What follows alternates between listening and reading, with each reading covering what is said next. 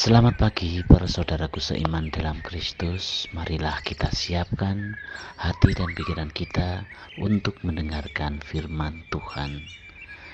Tuhan beserta kita sekarang dan selama-lamanya. Inilah Injil Yesus Kristus menurut Matius bab 3 ayat 13 sampai 17. Sesudah dibaptis, Yesus melihat Roh Allah turun ke atasnya. Ketika Yohanes membaptis di Sungai Yordan, datanglah Yesus dari Galilea ke sana untuk dibaptis olehnya.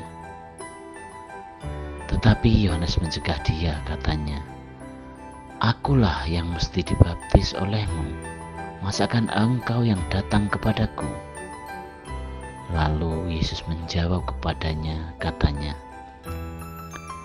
"Biarlah hal ini terjadi, karena demikianlah sepatutnya kita menggenapkan seluruh kehendak Allah."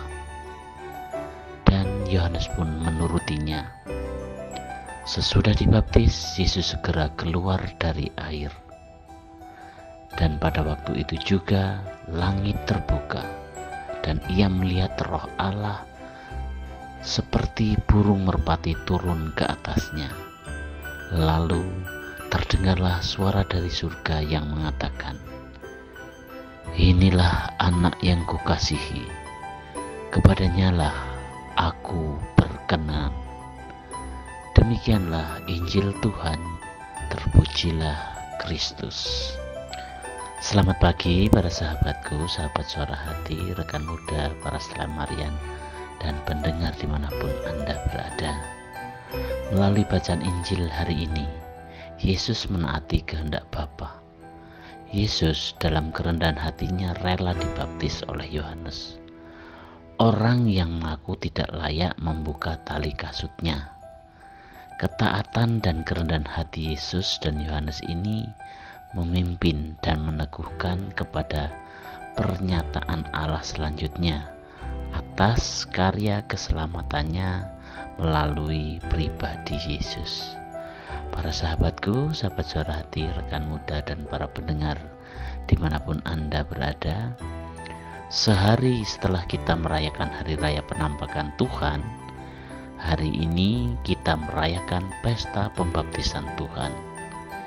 Gereja ingin mengenang akan pesta pembaptisan, terutama tentang pengungkapan jati diri ilahi Yesus Kristus. Hal ini ingin mempertegas kesatuan Allah Tritunggal dan juga memberi jaminan hidup kepada siapapun yang bersedia menjadi anak-anak Allah. Hal ini tersirat dari bacaan Injil. Karya Yohanes adalah membaptis orang-orang yang mau bertobat. Pembaptisan Yohanes adalah pembaptisan untuk mempersiapkan kedatangan Sang Juru Selamat.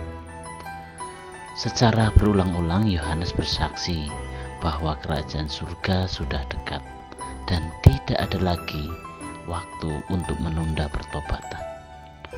Dosa manusia harus segera dihapuskan karena telah mengaburkan kejernihan hati untuk menerima kehadiran Tuhan dalam diri manusia. Dengan demikian, pembaptisan Yohanes sering disebut dengan pembaptisan pertobatan. Dalam kisah Yohanes dikatakan, ada banyak orang yang datang ke Sungai Yordan untuk dibaptis, dan salah satunya adalah Yesus. Para sahabatku, sahabat suara hati, rekan muda, dan para pendengar dimanapun Anda berada, peristiwa Yesus dibaptis Yohanes harus ditanggapi dengan bijaksana. Hal ini dikarenakan tujuan Yesus dibaptis bukan untuk menobatkan dirinya dari dosa, tetapi sebagai pemenuhan kehendak Tuhan, kehendak Allah. Kedatangan Yesus ke dunia ingin menunjukkan kerendahan hati Allah. Allah ingin merasakan bagaimana seluk-beluk kehidupan manusia di tengah dinamika kehidupan sosial. sehingga tampaklah keselamatan yang dapat menyentuh diri manusia. Pada awalnya Yohanes menolak untuk membaptis Yesus karena menurutnya Yesuslah yang pantas yang harus membaptis dirinya.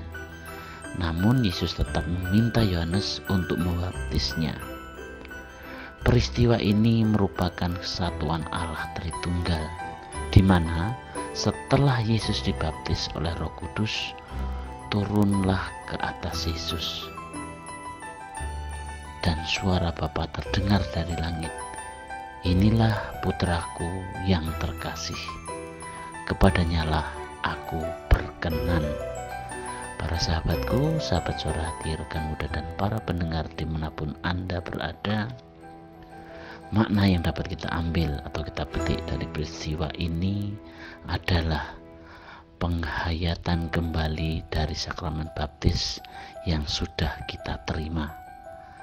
Melalui baptisan kita menjadi anggota Gereja Katolik.